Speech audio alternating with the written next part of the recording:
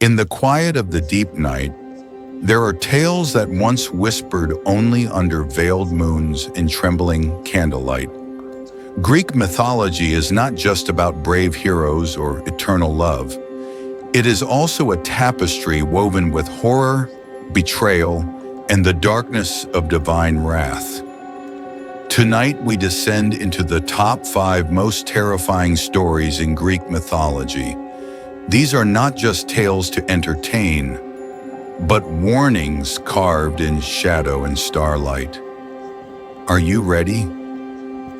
Lamia, the devouring mother of the night. Lamia was once a queen of Libya, so beautiful that even Zeus fell in love with her. But Hera, Zeus's vengeful wife, was never merciful to his lovers. In a fit of jealous rage, she slaughtered Lamia's children. Grief shattered Lamia's soul. Driven mad, she began stalking the earth, devouring the children of others. Hera cursed her further. Lamia could never close her eyes, forever tormented by visions of her lost babies. To rest, she tore out her own eyes and replaced them at dawn. Over time, Lamia became a grotesque creature, half woman, half serpent, with fangs and a thirst for blood. She was the original nightmare, a twisted figure of maternal love perverted by divine cruelty. Her story is not just a tale of horror. It is a chilling echo of what grief and injustice can do to the soul.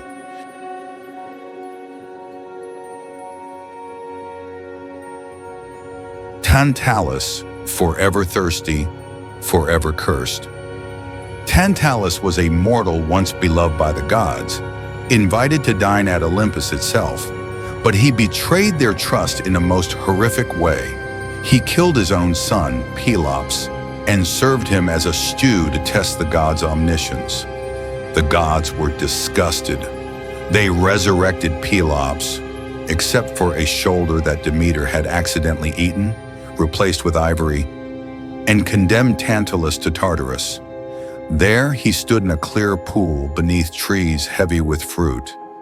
Yet every time he bent to drink, the water receded. Each time he reached for a pear, the branch lifted away. This was his eternal punishment, unreachable relief, a hunger and thirst that mocked him forever. From his name we get the word tantalize, to torment with the promise of something just out of reach. Tantalus paid the ultimate price for his arrogance, an eternity of torment for a moment of pride.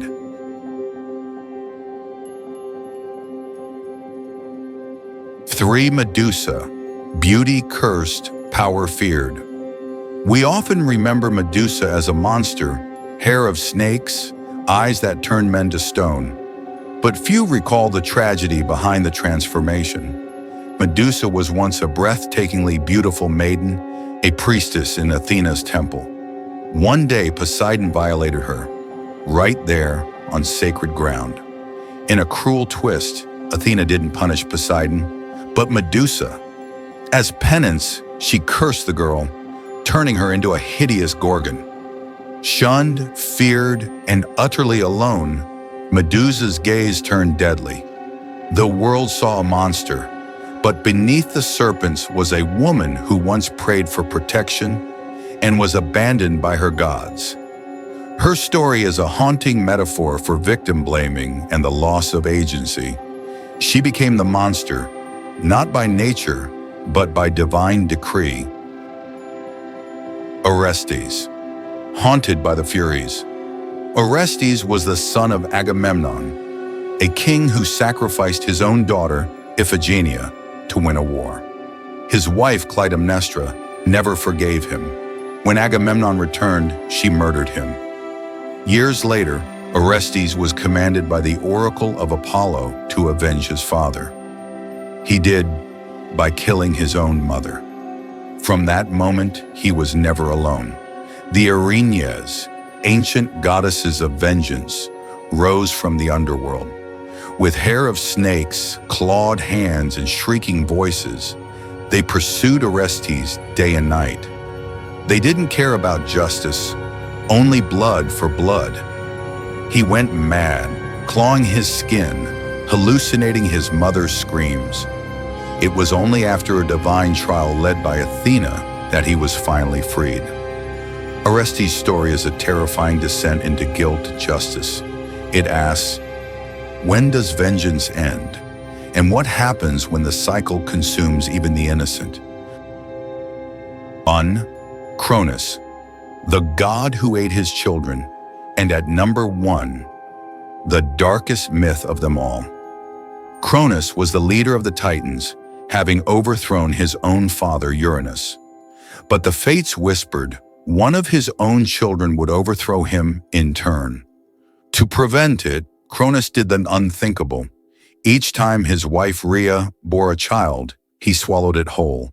Hestia, Demeter, Hera, Hades, Poseidon, all devoured alive, trapped in the belly of their father.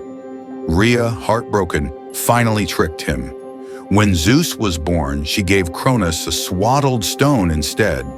Zeus grew in secret, and one day returned to force Cronus to vomit up his siblings and wage war against him. Cronus's tale is not just horrifying for its brutality, it's chilling because it reflects a cycle of power, fear, and legacy.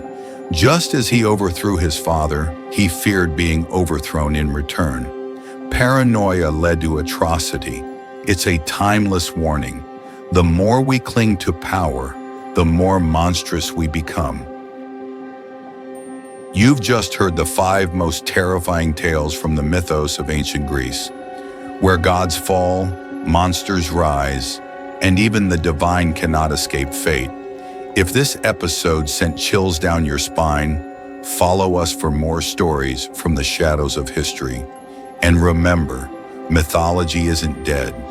It lives in every fear, every ambition, and every broken promise.